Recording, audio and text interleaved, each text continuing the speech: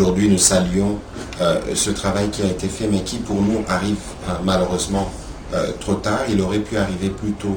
On aurait évité beaucoup de choses, notamment les récentes manifestations que nous avons vues dans l'Est de la République démocratique du Congo, parce que cela a été aussi dû au fait que les populations savent et voient qu'il y a des militaires rwandais qui opèrent en République démocratique du Congo.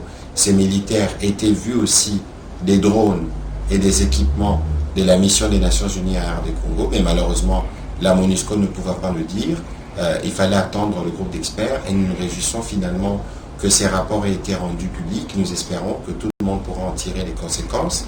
L'objectif essentiel pour nous étant le retour de la paix dans la partie est de notre pays, particulièrement dans le Rutshuru, troublé par l'attitude belliqueuse du Rwanda à travers les meurtres. L'histoire semble se répéter. Je n'ai pas besoin de vous rappeler les chapitres de 2013 et comment cela s'était passé, notamment avec des sanctions qui ont suivi. Mais cette attitude vient contrarier ou a mis à mal l'élan diplomatique qui avait déjà été mis en place par le président de la République avec tous les pays voisins.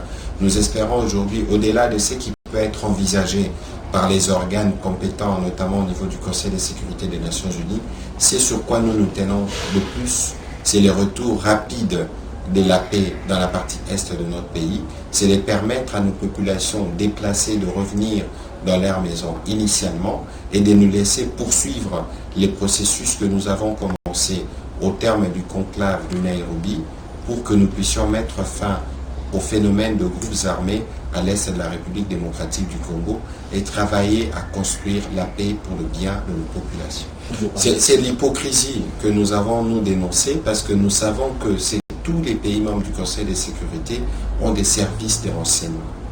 Au-delà des services de renseignement qu'ils ont, la MONUSCO, avec laquelle, dois-je le rappeler, nous sommes dans un centre. Comment allez-vous? Ça va très bien.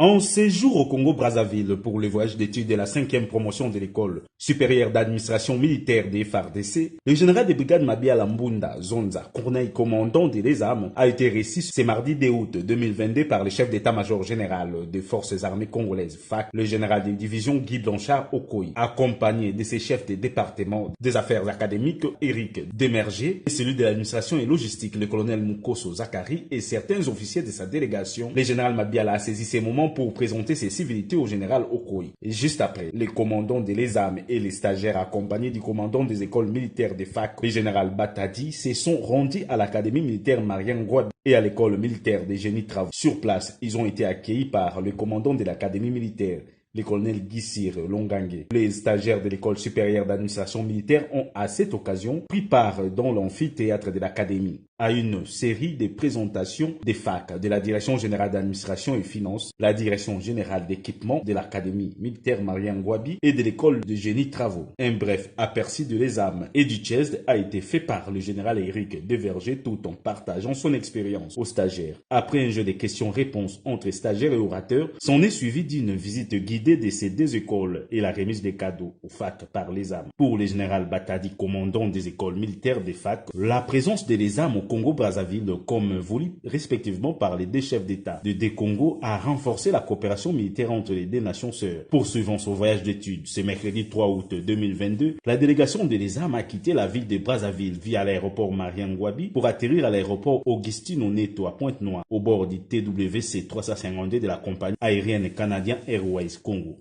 Aussitôt arrivé, les commandants des armes et sa délégation ont pris la direction du commandement de la zone militaire numéro 1 de Kwilu et de Pointe-Noire pour une visite et une présentation des civilités au commandant zone les généraux des brigades Oli et Songo.